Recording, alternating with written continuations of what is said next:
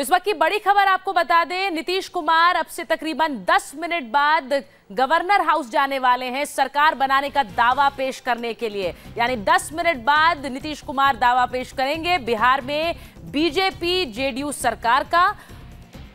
हमारे सहयोगी नीतीश चंद्र इस वक्त हमारे साथ हैं। नीतीश, क्या अपडेट? देखिए, इस समय की खबर ये है कि नीतीश कुमार थोड़ी देर में करीब 10 मिनट में राजभवन जाएंगे, दावा अभी पेश करेंगे। जिस तरह से राज्यपाल की तबीयत खराब होने की खबर आ रही थी, ऐसा माना जा रहा था कि संभव है कि रात में दावा पेश न किया जाए, लेकिन अभी ये सूत्रों से हमें खबर मिली है कि बस थोड़ी देर में नीतीश कुमार राजभवन पहुंचेंगे और उनके साथ होंगे सुशील मोदी। इसके अलावा एनडीए के घटक जो दूसरे दल हैं, जिसमें आरएलएसपी है और जो तमाम दूसरी पार्टियां हैं, उनके नेता भी मौजूद रहेंगे। आरएलएसपी से ललन पासवान रहेंगे और सुशील मोदी के अलावा कुछ दूसरे विधायक रहेंगे। बीजेपी विधायकों के साथ बैठक खत्म हो चुकी है, कुछ विधायक लौट भी चुके हैं, लेकिन अब थोड़ी देर में नीतीश कुमार राजभवन पहुंचेंगे और दावा पेश करेंगे। तो अब ये बिल्कुल स्पष्ट हो गया है, राज्यपाल की तबीयत बिगड़ी थी, आईजीआईएमएस गए थे, लग रहा था कि आज दावा पेश नहीं हो सकेगा, लेकिन जिस तरह से काफ़ी जल्दबाजी में बीजेपी की तरफ से फैसले हुए, फिर बैठक हुई, बैठक में औपचारिक रूप से नीतीश कुमार को नेता चुना गया। बीजेपी और जेडीयू की तरफ से नीतीश कुमार ने संबोधित भी किया विधायकों को, जेडीयू के तरफ से वशिष्ठ नारायण सिंह ने संबोधित किया, इसके अलावा अलग अलग एनडीए के घटक दलों के नेताओं ने संबोधित किया और नीतीश कुमार ने उनसे ये कहा कि गठबंधन में वो असहज महसूस कर रहे थे, जो कई पिछले बार से उन्होंने समर्थन किया था कई मसलों पर, उसको लेकर उन पर सवाल खड़े किए जा रहे थे। और उन्होंने ये भी कहा कि पिछले कुछ समय में जो कुछ भी हुआ उसको भूल जाना चाहिए। यानी जब से नीतीश कुमार एनडीए का साथ छोड़कर वापस आए थे, लालू यादव के पास जब वो आए थे, तब इस बीच में जो कुछ भी हुआ उसको भूल जाना चाहिए। तो नीतीश कुमार ने विधायकों से ये कहा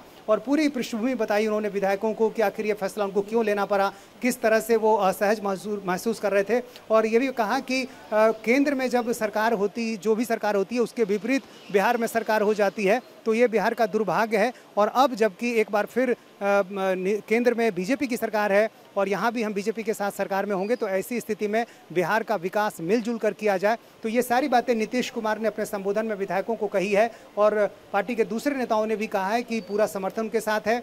समर्थक विधायकों की चिट्ठी बीजेपी पहले ही सौंप चुकी है, नीतीश कुमार को नेता घोषित किया जा चुका है, औपचारिक रूप से ही सही। और बस थोड़ी देर में अब नीतीश कुमार मुख्यमंत्री आवास 1 अन्य मार्ग, जहां मैं अभी मौजूद हूं, यहां से निकलेंगे और ठीक अन्य मार्ग के सामने करीब 50 से 60 मीटर की दूरी पर राजभवन है। राज्यपाल थोड़ी देर पहले आईजीआईएमएस से लौट चुके हैं और थोड़ी देर में नीतीश कुमार दावा पेश करेंगे और फिर कल शाम 5 बजे नीतीश कुमार शपथ लेंगे। सुचरिता, नीतीश, ये बैठक इस वक्त भी 1 अन्य मार्ग पर जारी है। जो तस्वीरें कुछ हमारे पास आ रही हैं, जिसमें सुशील मोदी और नीतीश कुमार एक साथ बैठे नजर आ रहे हैं, सहज लग रहे हैं बहुत एक दूसरे के साथ। और ये वही हिट जोड़ी है जिसे कहा जाता था मुख्यमंत्री और उप मुख्यमंत्री की जोड़ी, जो कि एक हिट जोड़ी बिहार में मानी जाती थी, जिसको लेकर उनके कामकाज की तारीफ होती थी। एक बार फिर यही जोड़ी कल के बाद हमें दिखने वाली है। बिल्कुल यही जोड़ी दिखेगी एक बार फिर से। और जो पुरानी जोड़ी थी उसके साथ कितने असहज थे नीतीश कुमार, ये समय समय पर दिखता भी रहा है, लेकिन सुशील मोदी के साथ उनकी ट्यूनिंग काफ़ी अच्छी रही है और एनडीए के सरकार के दौर में हमने ये देखा है। तो एक बार फिर से सुशील मोदी और नीतीश कुमार की ये जोड़ी हमें देखने को मिलेगी। सुशील मोदी का उप मुख्यमंत्री बनना तय है और इसके अलावा बीजेपी कोटे से कई और मंत्री होंगे। माना जा रहा है करीब 14 मंत्री बीजेपी की तरफ से हो सकते हैं, ऐसा सूत्रों का कहना है। और अभी बैठक खत्म हो चुकी है, ये तस्वीरें थोड़ी देर पहले की हैं, जिसमें कि बीजेपी और जेडीयू के विधायक एक साथ बैठे थे, सबों का संबोधन हो रहा था। नीतीश कुमार ने संबोधित किया, सुशील मोदी ने संबोधित किया, जेडीयू की तरफ से वशिष्ठ नारायण सिंह जो कि प्रदेश अध्यक्ष हैं उन्होंने संबोधित किया, आरएलएसपी की तरफ से ललन पासवान ने संबोधित किया।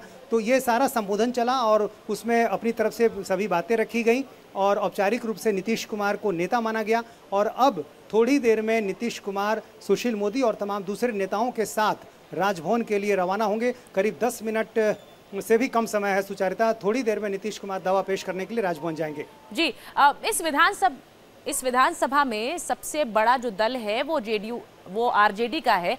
और मैं आपसे सवाल कर रही थी, लेकिन उससे पहले जो तस्वीरें आ रही हैं वो देख लेते हैं। नीतीश, यहाँ पर जो काफिला है वो ऐसा लग रहा है निकल गया है, गाड़ियां निकल गई। नीतीश,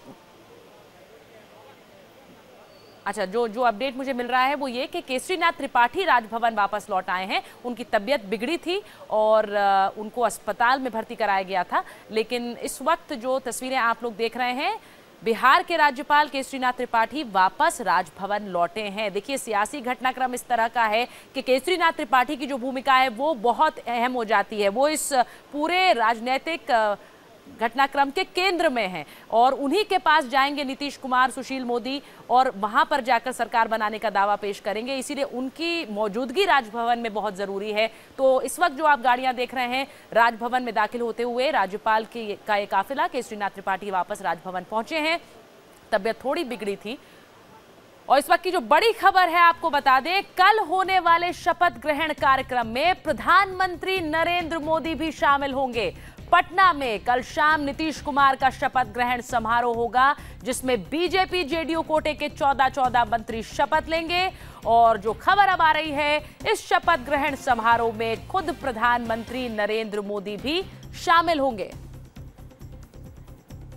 आपको बता दें कि प्रधानमंत्री नरेंद्र मोदी इस शपथ ग्रहण समारोह में शामिल हो सकते हैं, ऐसी खबरें हमारे पास आ रही हैं। जिस वक्त नीतीश कुमार ने आज इस्तीफा दिया, उसके तुरंत बाद प्रधानमंत्री नरेंद्र मोदी का एक ट्वीट आया जिसमें उन्होंने नीतीश कुमार को बधाई दी। और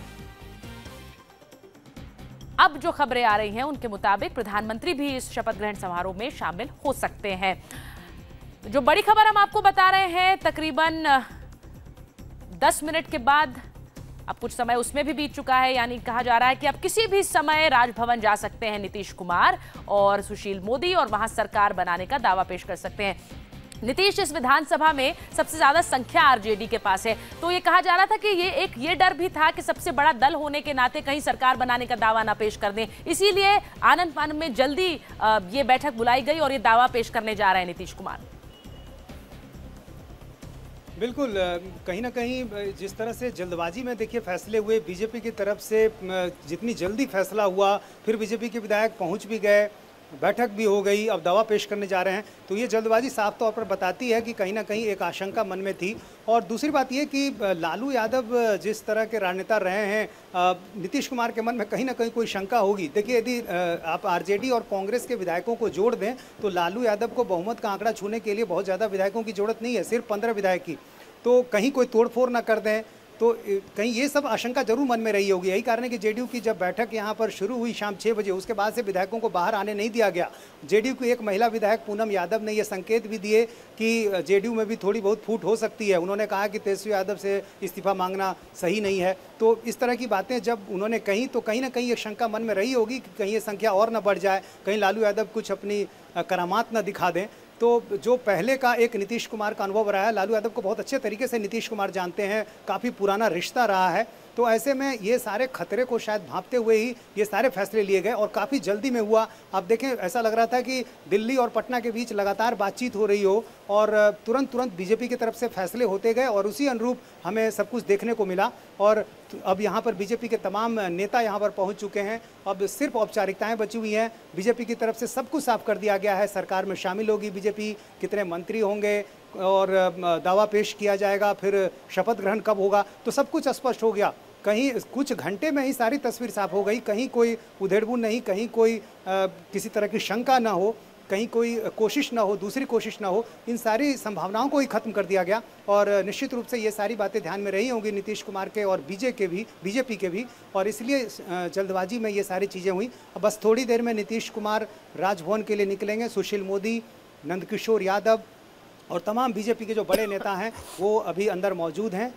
नीतीश कुमार को औपचारिक रूप से नेता चुना गया, फिर संबोधन हुआ। नीतीश कुमार ने अपनी बात कहते हुए ये भी कहा कि पुरानी बातों को आप भूल जाएं, जो कुछ भी हुआ, चूंकि बयानबाजी काफ़ी होती थी जब ये लालू यादव के साथ थे, तो उन बातों को भूलने की बात कही है नीतीश कुमार ने। और ये भी कहा है कि जिस तरह से हमने पहले एनडीए के में रहते हुए सरकार चलाई थी, बिहार का विकास किया था, एक बार फिर वैसा ही विकास करेंगे। और इस बार तो नरेंद्र मोदी की सरकार है केंद्र में, यानी बीजेपी की सरकार है। दुर्भाग्य है ये बिहार का कि जब केंद्र में जो सरकार होती है ठीक उसके उल्टे बिहार में सरकार हो जाती है, तो ये परिस्थिति इस बार नहीं मिलेगी। ये सारी पृष्ठभूमि बताते हुए और गठबंधन में उनको क्या क्या परेशानियां हो रही थी, इन सारी बातों का जिक्र किया नीतीश कुमार ने कि किस तरह से नोटबंदी का समर्थन किया। ये तो एक दूरी रही थी बीजेपी के चुनाव प्रचार की 2015 में कि जिस तरह से सरकार जेडीयू के साथ चलाई है उस तरह की सरकार महागठबंधन की कभी चल नहीं पाएगी। तो आज जब विधायक भी पहुंचे थे तो वो एक तरह से इसी बात को लेकर खुश नजर आ रहे थे कि ये महागठबंधन की सरकार नहीं चलने वाली थी।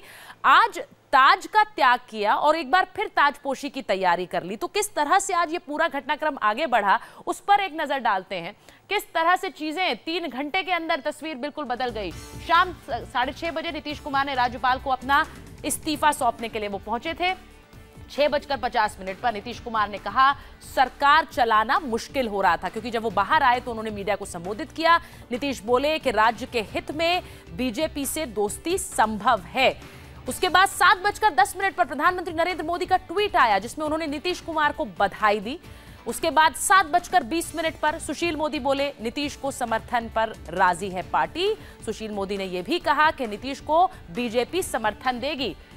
उसके बाद 7:50 पर लालू यादव ने नीतीश पर लगाए हत्या के गंभीर आरोप, क्योंकि वो मीडिया के सामने आए और वो तमाम बातें कही जो पिछले 20 महीनों में उन्होंने सिर्फ नीतीश कुमार की तारीफ की थी। आज सुर बिल्कुल बदल गए। 8:15 पर नीतीश कुमार को समर्थन का ऐलान किया एनडीए ने। 8:20 पर कांग्रेस ने कहा कि मोदी के खिलाफ वोट मिला था, लेकिन नीतीश कुमार ने उसका सम्मान नहीं किया है।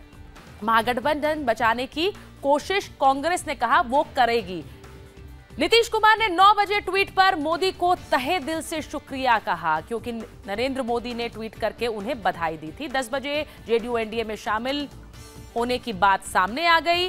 10:20 पर नीतीश की अगुवाई में एनडीए सरकार का फैसला ले लिया गया, यानी कि एनडीए की सरकार होगी। बीजेपी और जेडीयू मिलकर ये सरकार बनाएंगे। तो देखिए किस तरह से तकरीबन 3.5 घंटे के अंदर चीजें बिल्कुल बदल गईं। जहां सुबह महागठबंधन का हिस्सा थे नीतीश कुमार, वहीं शाम को वो बीजेपी के साथ आ गए। क्या कहा था नीतीश कुमार ने आज जब लालू के ऊपर आरोपों को लेकर, तेजस्वी को लेकर आरोपों को लेकर उन्होंने आज इस्तीफा दिया, आपको सुनाते हैं। नीतीश कुमार 302 के मुद्दाले हैं और उनको ये बात मालूम हो गई हिंदुस्तान का एक चीफ मिनिस्टर मर्डर केस का, आर्म्स एक्ट का अव्वल मुद्दाले है और उसके खिलाफ संज्ञान लिया जा चुका है। तेजस्वी पर तो कहीं कुछ बात का अता पता भी नहीं है। ये केस का है, ये पूरा 149, 302, 307 आईपीसी एवं आर्म्स एक्ट 27 ये सेक्शन है, ये नीतीश कुमार जी के ऊपर। इसमें सजा है आजीवन कारावास, नहीं तो फांसी। तो आपने सुना लालू यादव ने आज नीतीश कुमार के इस्तीफे के बाद किस तरह की प्रतिक्रिया दी थी। वो तमाम आरोप जो 20 महीने की इस महागठबंधन की सरकार में उन्हें याद नहीं आए, आज उन्होंने सामने रख दिए। और बड़ी खबर आपको बता रहे हैं कि थोड़ी देर में अब नीतीश कुमार और सुशील मोदी राजभवन जाएंगे और राज्यपाल के सामने सरकार बनाने का दावा पेश करेंगे।